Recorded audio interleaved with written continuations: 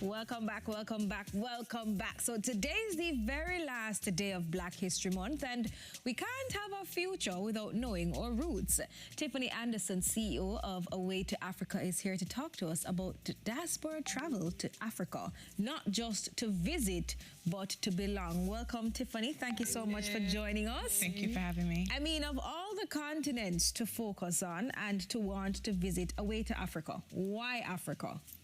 Because it's our roots. Because I always say that Africa chose me. I didn't choose Africa. So I studied abroad in South Africa law school, and this was over 10 years ago. And from the first time I landed on a continent, I felt like home. So I wanted to share my experience with others. And for me, Africa has everything that you're looking to experience, whether it's the coastline, whether it's skiing, most importantly, culture, food, community, music. So why not Africa? That was why not? I know, and there has been even more interest now for people wanting to go. I know with like Afro beats and music coming out of Africa, a lot of persons are knowing more about people from there. We have reality shows with the, people from Nigeria and stuff. So persons are seeing Africa probably too in a different light. So that could pique their interest. But separate and apart from that, this added push for people to want to go to Africa. Why do you think that is? I believe that media controls everything. And prior to Facebook, social media, Instagram, how we learned of Africa was either you learned it in school, in the school books, what was seen on TV, or what was taught in your household. And so now with social media, now you have different people who are showcasing different countries in the continent and seeing how beautiful the continent is, how welcome the people are of the continent, that people see that this is now feasible to travel, and the desire to go also. Like, I keep asking, like, why not? It's so beautiful. It's so much to offer, so much to experience. But I think media really controls the mindsets of many. Yeah. How easy it is to travel to Africa now? It depends where you're traveling from. So if you're traveling from Jamaica and say, for instance, you don't want to go through US or Canada, you have the direct flight from Brazil going to Sao Paulo, goes directly into Johannesburg. If you are able to get a Schengen visa, then that is another option. But unfortunately, the travel with getting to the continent, especially from Jamaica, there was one it was a flight that was attempted, but it was during COVID. And it was from Nigeria to Jamaica. That was the first direct flight, but it hasn't moved forward since then. But without a US or Canadian visa, you would have to go directly. You can get a direct flight from Brazil. From Brazil. When you go through the States, though, will you take from Miami, from New York? Where do you go? Primarily from JFK. So it depends also where you're going to the continent. So if you're going to West Africa, say for instance Ghana, Atlanta has direct flights, JFK has direct flights. If you're going to East Africa, Kenya Airways have direct flights from JFK. If you're going to Ethiopia, Ethiopian has direct flights from Newark, New Jersey. So we're just looking at, safe to say, 2 flights then. One out of Jamaica to get you to a point, and then from that point we can get a direct flight from there to Africa, and it would be it's same in reverse. Correct. Okay, all right. That's pretty simple. Recently, I saw a story about, the places that we can travel to across the world without a visa. Traveling through the United States would need a visa to make at least that transit point. But are there other countries that you can probably travel to within Africa that you probably can bypass the American stop if you don't have a visa?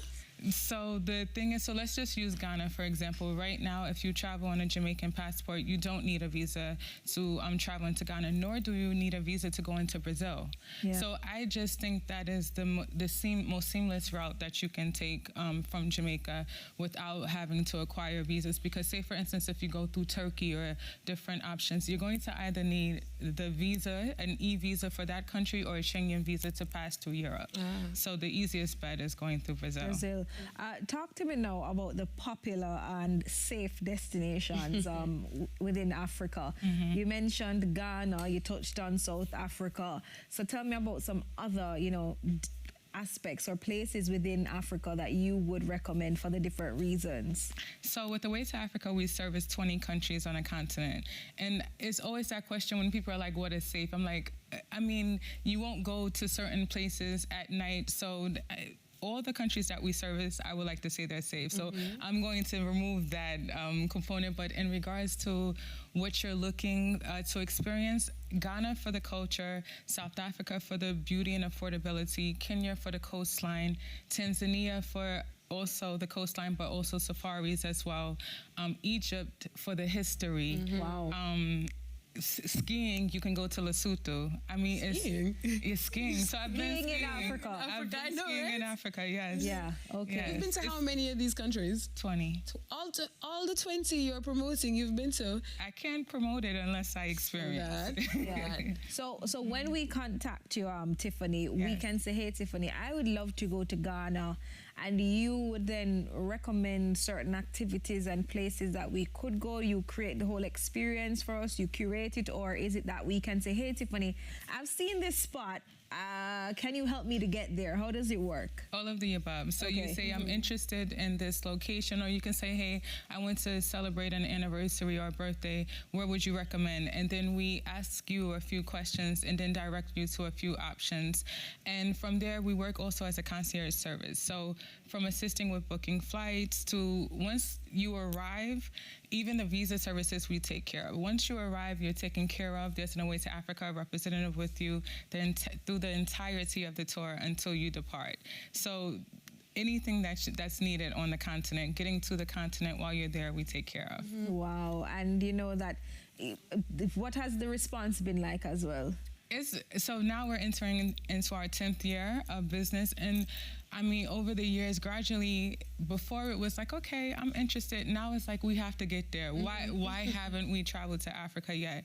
And now we've also expanded our services for relocation services, because now people are interested in not only traveling, but investing, purchasing property. And then I've also launched with a co-founder, a company called Blia, which is Buy Land in Africa. So now we assist you with purchasing land on the continent as well. I mean, how difficult or easy is that, being that we're not per se natives of Africa, we're Jamaicans by birth, but then we are descendants of the motherland.